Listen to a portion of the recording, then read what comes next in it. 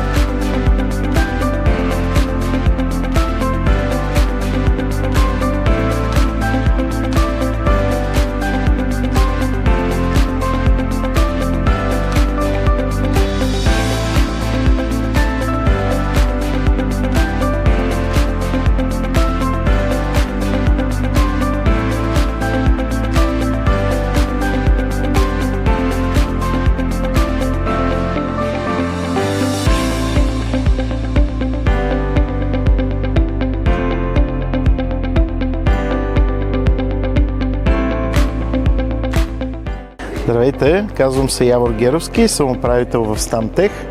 Занимавам се с продажбата и предоставянето на най-добрите решения на нашите клиенти в сферата на почистването и пакетирането.